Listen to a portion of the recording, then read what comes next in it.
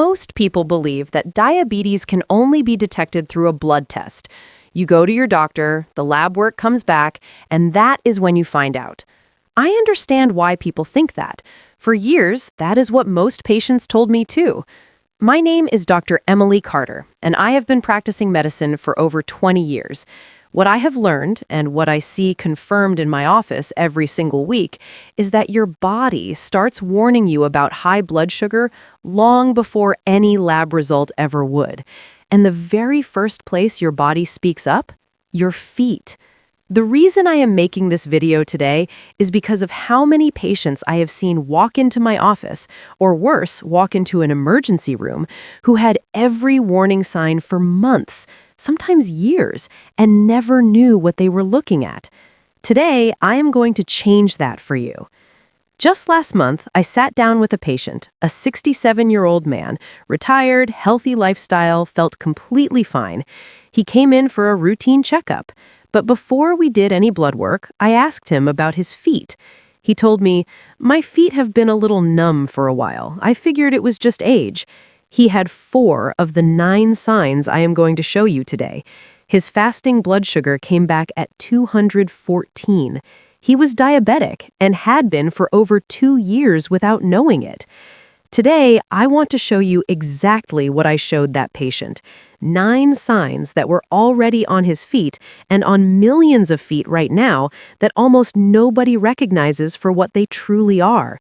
For each sign, I will tell you what most people assume it is, what is actually happening inside your body, and one simple daily habit that can protect you. The American Diabetes Association estimates that 1 in 5 Americans with diabetes do not even know they have it. That is over 8 million people walking around right now with a silent condition, quietly damaging their nerves, their kidneys, their vision, and yes, their feet. Sign number 1 is something almost every patient has already experienced, and every single one of them has explained it away. Tingling, numbness, that pins and needles feeling in the feet. My patients almost always tell me, "Dr. Carter, my foot just falls asleep sometimes. I was sitting with my legs crossed." And yes, that happens to everyone occasionally, but I always ask them, is this happening regularly without a clear reason? Because if the answer is yes, we need to talk about what is actually going on. Frequent, recurring numbness or tingling in the feet, what doctors call peripheral neuropathy, is one of the earliest signs that blood sugar has been elevated for some time. The extra sugar in your bloodstream begins attacking the outer protective layer of your nerves. It is a slow process, which is exactly why most people miss it. Think of your nerves like electrical wires. Every wire has a plastic coating around it. That coating allows the signal to travel cleanly from your brain to your foot. When blood sugar stays high, it's like an acid slowly eating through that coating. The wire still works for a while, but the signals start getting fuzzy. And that fuzziness, that is the tingling you feel. According to the American Diabetes Association, peripheral neuropathy affects nearly 50% of people with diabetes. It is the single most common complication, and it almost always starts in the feet. My daily recommendation? A 20 to 30-minute walk every single day. Not a jog, a walk. And start reducing added sugar in your diet today, not next month. Sign number 2. And this is the one my patients describe as the most distressing of all, because it does not hit them during the day, it hits them at night, when they are alone, trying to sleep, with nothing to distract from it. Many patients chalk it up to being on their feet all day, the summer heat, or just fatigue, and sometimes that is exactly what it is. But when a patient tells me their feet feel like they are on fire, especially at night while lying down, I take that very seriously. Burning in the soles of the feet, particularly at night, is a classic early sign of diabetic neuropathy. Here is what is happening. The nerves in your feet have been damaged by excess sugar, and now they are sending incorrect signals to your brain. Your brain receives a heat message, even though nothing hot is touching your foot. The nerves are misfiring. Think of it like a fire alarm with a faulty sensor. The building is not on fire, but the alarm is going off anyway because the sensor is damaged. The burning is not coming from outside your body. It is coming from inside damaged nerve tissue that is crying out for help. Research published in the journal Diabetes Care found that burning foot pain is one of the first reported symptoms in patients later diagnosed with type 2 diabetes, often presenting 1 to 3 years before formal diagnosis. 2 habits I recommend. Drink at least 8 glasses of water a day and add more fiber to every meal: vegetables, legumes, oats. Fiber slows the absorption of sugar into your bloodstream, which is exactly what those damaged nerves need. Sign number 3. And I need you to pay very close attention here, because this is the one that stops being uncomfortable and starts becoming genuinely dangerous. This is the one that sends the most patients to the emergency room. They come in and say, "Doctor, I had a little blister from my shoe 3 weeks ago. It still has not healed." They waited. They assumed it would close on its own. Most small wounds do heal on their own, but not when blood sugar is elevated. When blood sugar is consistently high, your body loses its ability to heal efficiently. The blood vessels throughout your body, including the tiny ones in your feet, begin to narrow and stiffen. This means that oxygen, white blood cells, and the nutrients that repair tissue simply cannot reach the wound fast enough.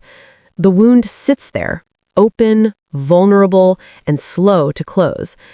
Imagine trying to water a garden, but your hose has a serious kink in it. The water is there, but it is not getting where it needs to go. That is exactly what high blood sugar does to circulation in your feet. The Centers for Disease Control reports that diabetic foot ulcers are the leading cause of non-traumatic lower limb amputations in the United States, over 100,000 per year. Almost all of them were preceded by a small wound that was ignored. After your bath or shower tonight, sit down and look at both feet carefully. Look between every toe. Look at your heels. If you see any cut, blister, or broken skin, clean it with mild soap and water, apply an antiseptic, and cover it. If it has not improved within 48 hours, call your doctor. Not next week, 48 hours. Sign number 4, and this one is hiding in plain sight. Most people walk past it every single day without realizing what they are looking at. It is visible, it has been there, and almost nobody connects it to blood sugar. Patients notice their feet turning darker or more reddish, and they tell me, "I think it is just sun damage," or "I have always had darker skin on my ankles." That may be true, but there is a specific pattern of discoloration, particularly around the ankles, that I look for when assessing blood sugar risk.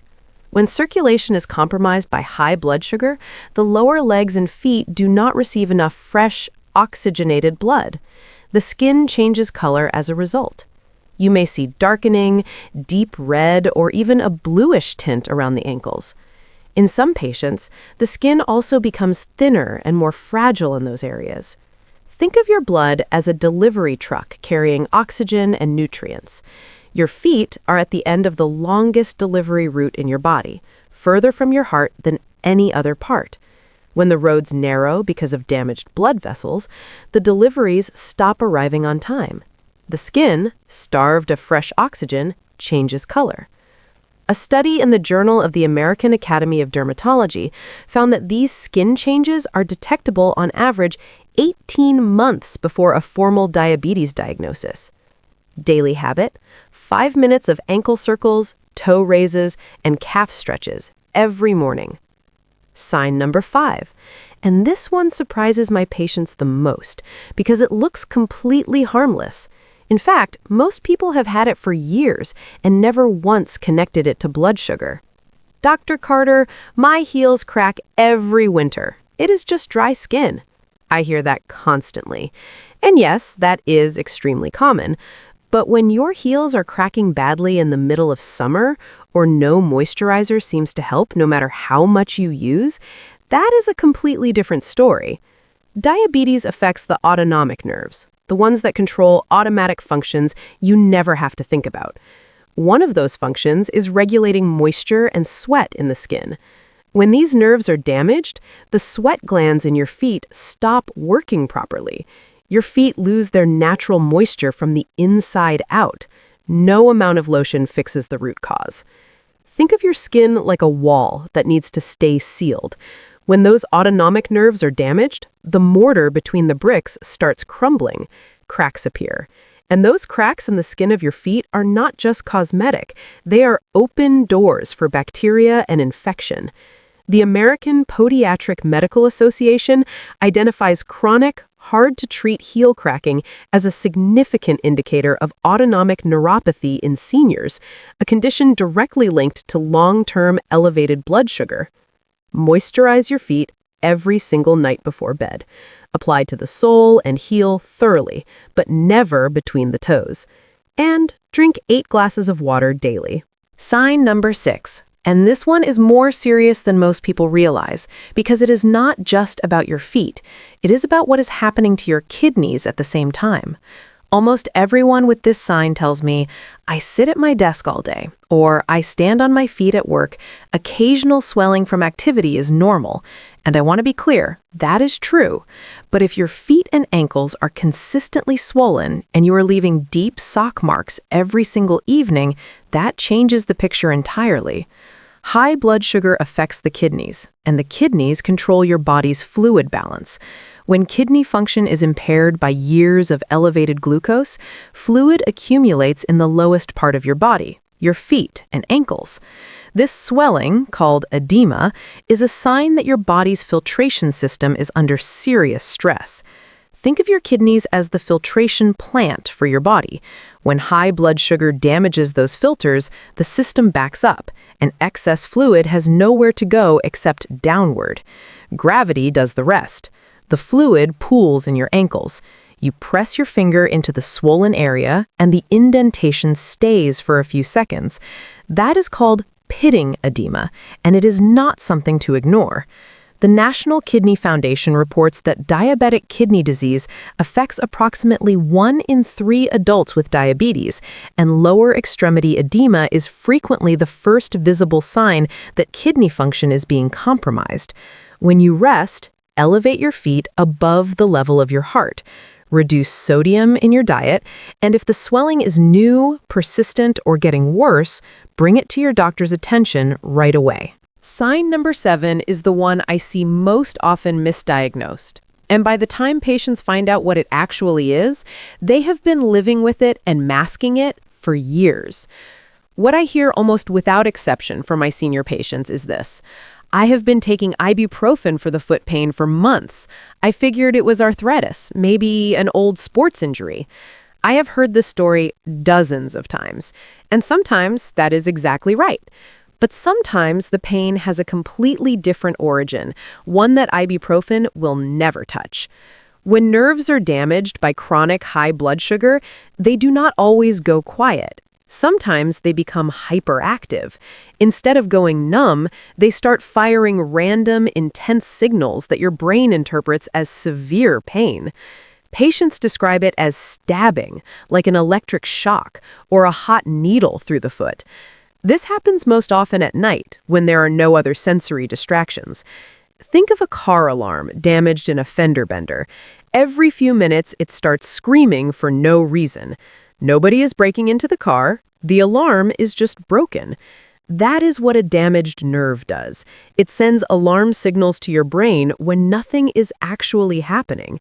The pain is completely real, but its source is nerve dysfunction, not injury, and taking ibuprofen does not fix a damaged nerve. A landmark study in the New England Journal of Medicine found that painful diabetic neuropathy affects approximately 25% of people with diabetes and is frequently mistaken for arthritis, tendinitis, or age-related joint pain. Every morning, 5 minutes of gentle foot and ankle stretching before you get out of bed, and every night, a gentle 3-minute massage along the sole and up the ankle. Sign number 8 is the one that tells me how far things have progressed. When I see this in a patient, I know the damage is no longer early. And almost every time, the patient's first reaction is, "Dr. Carter, I have had cold feet my whole life." And I smile, but then I ask, "Are your feet cold in July? Are they cold under 3 blankets?" Because that is when I become concerned. Cold feet that persist regardless of the temperature around you, cold in summer, cold under heavy blankets, cold even when the rest of your body feels warm, are a strong indicator of significantly compromised blood circulation in the lower extremities. Your blood vessels have narrowed or stiffened to the point where warm blood is simply not reaching the tips of your feet in sufficient volume. Think of your blood vessels like a heating system running pipes to every room in your house. When those pipes narrow from blood sugar damage, the heat does not make it to the far end. The room stays cold, no matter how hard the furnace works. That cold is not about the weather, it is about the pipes. The American Heart Association identifies peripheral artery disease, caused by narrowed blood vessels, as affecting over 8 million Americans, with diabetes being the single largest risk factor. Cold feet are one of its earliest and most consistent symptoms. The best response? A 30-minute brisk walk every single day. Start with 10 minutes if 30 feels like too much. The important thing is to start today. Sign number 9, and this is the one almost nobody ever talks about. The one I have never seen covered in a patient brochure. The one most people walk right past, including many doctors. But once you know it, you will never unsee it. During a foot exam, when I look at the lower legs and the tops of the feet, sometimes there is a visible absence of hair in those areas. The patient looks down and says, I never noticed that." And that is exactly the problem. It is a quiet sign, easy to miss, but it matters. Hair follicles need a steady supply of blood and oxygen to function. When circulation is significantly impaired by long-standing elevated blood sugar, the follicles in your feet and lower legs slowly stop receiving what they need. Over time, they stop producing hair entirely. That hair loss is a visible marker of blood vessel damage that has been progressing, in many cases, for years. Think of hair follicles like small plants in a garden. When the irrigation pipe narrows or blocks, the plants do not die immediately. They just gradually stop growing. The absence of growth is your body sending you a message about your blood vessel health, a message you can see every time you look at your legs. Research published in Diabetes, Obesity, and Metabolism found that hair loss on the lower extremities correlates significantly with peripheral vascular disease in diabetic patients. Right after this video, look at your lower legs and the tops of your feet. If the hair is significantly thinner than the rest of your leg or absent entirely, schedule a blood glucose test this week. Not this month, this week. Approximately $12 at any certified lab, covered by Medicare. For most of you, $12 can change the entire trajectory of your health. We have covered a lot today. 9 signs, 9 chances to catch something before it catches you. And I want to be honest with you about something. One of the hardest parts of my job is sitting across from a patient who has had every single one of these signs for 2 years and is only just now finding out why. Not because they did not care, they cared deeply. They just didn't have the information. You now have that information, and I want you to do one thing with it. Just one thing. Tonight, before you go to bed, sit down and look at your feet. Take 30 seconds. Look at the skin, look between the toes, feel for numbness. Check for any wound that should not be there. 30 seconds. That is all I'm asking. And if you see or feel anything on this list, please call your doctor tomorrow. Not next week, tomorrow. Because the earlier you catch this, the more completely it can be managed. In most cases, through a change in diet, a daily walk, and a conversation with your doctor. You worked hard for the life you have, for your independence, your health, your ability to do what you love. Do not let something as manageable as blood sugar take any of that from you, just because nobody told you what to look for. Now you know. If you found this useful, share this video on Facebook right now. Tag someone you care about, a family member, a friend, a neighbor. You might be giving them something they did not know they needed. I post a new video every week on this channel, topics that matter for your health after 60. Subscribe and bring someone you love along with you. I'm Dr. Emily Carter. Stay aware, stay proactive, and take care of those feet. I will see you next week.